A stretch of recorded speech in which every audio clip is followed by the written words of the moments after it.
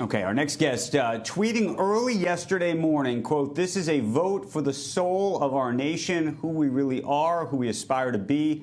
I have faith America will choose decency and live over meanness and hate. Let's go USA. Show us why you're great." Joining us right now is Galaxy Digital CEO Mike Novogratz. Mike, you've been very outspoken as an outspoken supporter of Vice President Biden. Are you surprised at where we are right now? Yeah, I am actually. I had gone in thinking we were going to have a blue sweep. Some of that was falling for the pollsters, and maybe some of that was hope. But I had talked to a lot of people that had been Trump supporters that had turned. And I'd listened. It was a tough night for Democrats. I woke up, I put my lucky hat on. It looks like maybe Biden's going to pull this thing out now. But the blue wave didn't happen. And at one point, it looked like it was going to be a red wave.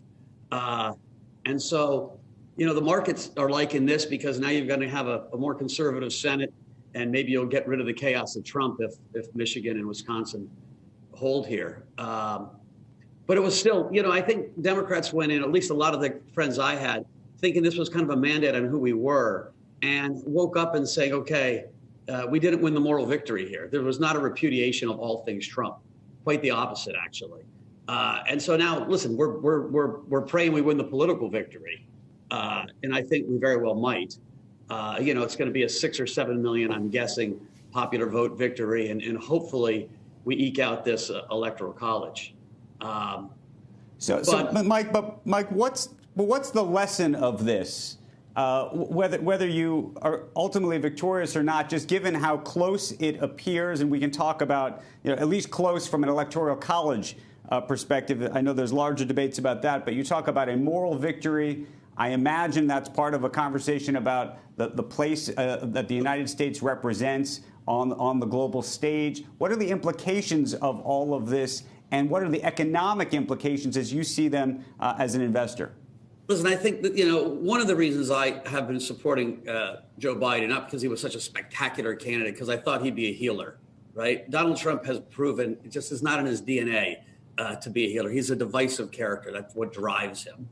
And I really think, we need some healing in this country. And I thought, Biden's legacy, and I'm hoping if he gets in, his legacy will be to try to heal the country. The real implications are we have two different groups of people that have two different sets of priorities, two different moral values, and we need to start talking to each other in a much better way.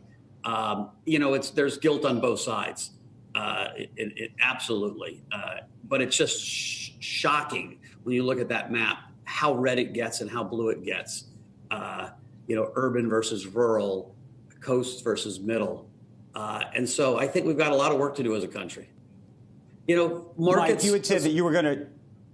Yeah, let's talk markets, though, because I had read that you planned to trade last night. Were you trading last night? Are you trading this morning?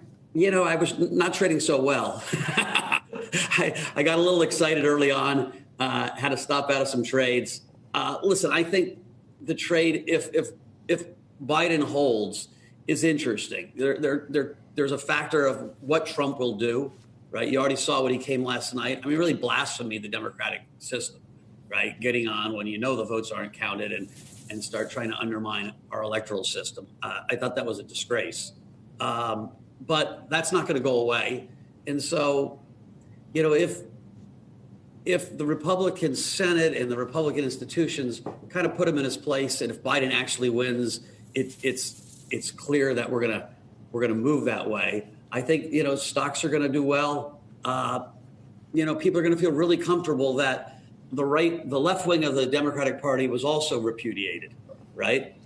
America is a center-right country. I tell all my Democratic friends all the time, we're a center-right country. You got to get used to it. So, Canada's a center-left country. We're a center-right country. You talk about Trump being a divider, and we do need to come together, I think. So does it give you any pause when you set yourself up as an arbiter of who has a soul, of who has morals, who is virtuous? You've got Florida, which went for Trump. You've got Ohio. What would you say to all those Trump supporters who you basically just said are backing this divisive, amoral, horrific, bad orange man? And you're asking for healing, and you're a big part of the problem. If you looked at the polling data when they came out, they all said they were voting for economics. For whatever reason. For whatever reason. No, not for whatever reason. How are they you were going voting for economics over character. Every single Trump supporter I know You're says, not uncomfortable setting yourself up as the arbiter of who has a soul and who doesn't? No, I just think to me. I think our country's better off voting for character, not economics. Well, I know, but that's your opinion, and you saw how close the election was. All those other people have opinions too, Mike. They don't have billions of dollars. They may not have that hat, but all those other people have opinions. They should all get a hat like this. It's pretty cheap. I got to hand it to you. You've got, you are now you set yourself up as the arbiter of who has a soul, who's virtuous, who's moral, and who isn't. That's a big, I hope you can handle it. I hope you got some broad shoulders. Yeah. Maybe it's too much pressure. Shepard Smith here. Thanks for watching CNBC on YouTube.